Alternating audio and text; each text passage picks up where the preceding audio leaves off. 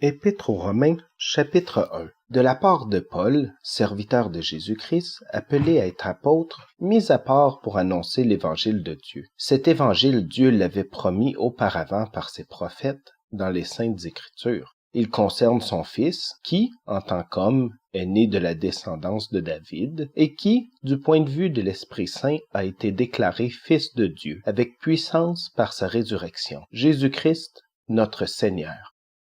C'est par lui que nous avons reçu la grâce d'exercer le ministère d'apôtre pour conduire en son nom des hommes de toutes les nations à l'obéissance de la foi. Et vous en faites partie, vous aussi, qui avez été appelés par Jésus-Christ. À tous ceux qui sont à Rome, bien-aimés de Dieu, appelés à être saints, que la grâce et la paix vous soient données de la part de Dieu notre Père et du Seigneur Jésus-Christ. Tout d'abord, je dis à mon Dieu par Jésus-Christ toute ma reconnaissance au sujet de vous tous, parce que dans le monde entier on parle de votre foi.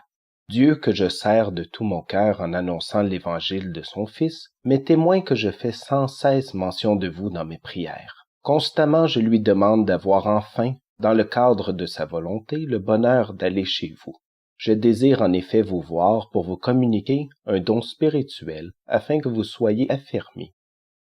Ou plutôt afin que nous soyons encouragés ensemble chez vous par la foi qui nous est commune à vous et à moi.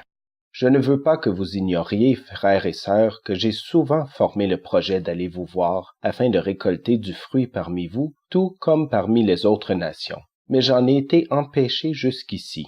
Je me dois à tous, civilisés ou non, sages ou ignorants. Aussi, j'ai un vif désir de vous annoncer aussi l'Évangile, à vous qui êtes à Rome. En effet, je n'ai pas honte de l'Évangile de Christ, c'est la puissance de Dieu pour le salut de tout homme qui croit, du juif d'abord, mais aussi du non-juif.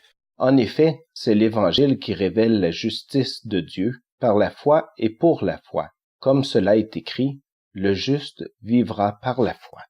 La colère de Dieu se révèle du ciel contre toute impiété et toute injustice des hommes qui par leur injustice tiennent la vérité prisonnière. Car ce qu'on peut connaître de Dieu est évident pour eux, puisque Dieu le leur a fait connaître. En effet, les perfections invisibles de Dieu, sa puissance éternelle et sa divinité, se voient depuis la création du monde. Elles se comprennent par ce qu'il a fait. Ils sont donc inexcusables, puisque tout en connaissant Dieu, ils ne lui ont pas donné la gloire qu'il méritait en tant que Dieu, et ne lui ont pas montré de reconnaissance. Au contraire, ils se sont égarés dans leur raisonnement, et leur cœur sans intelligence a été plongé dans les ténèbres. Ils se vantent d'être sages, mais ils sont devenus fous. Et ils ont remplacé la gloire du Dieu incorruptible par des images qui représentent l'homme corruptible, des oiseaux, des quadrupèdes et des reptiles.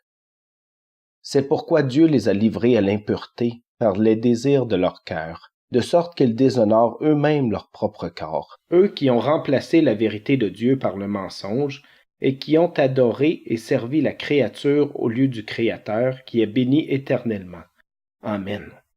C'est pour cette raison que Dieu les a livrés à des passions déshonorantes. Leurs femmes ont remplacé les rapports sexuels naturels par des relations contre nature.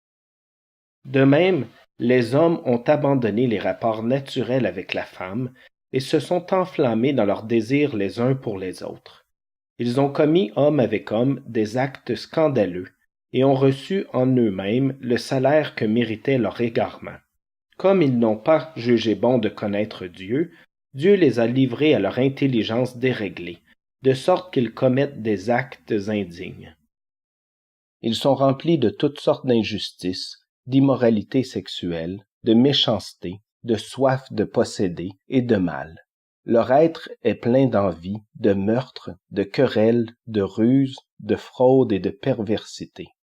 Rapporteurs, ils sont aussi médisants, ennemis de Dieu, arrogants, orgueilleux, vantards, ingénieux pour faire le mal, rebelles à leurs parents. Dépourvus d'intelligence, de loyauté et d'affection, ils sont irréconciliables, sans pitié. Et bien qu'ils connaissent le verdict de Dieu, déclarant dignes de mort les auteurs de tels actes, non seulement ils les commettent, mais encore ils approuvent ceux qui agissent de même.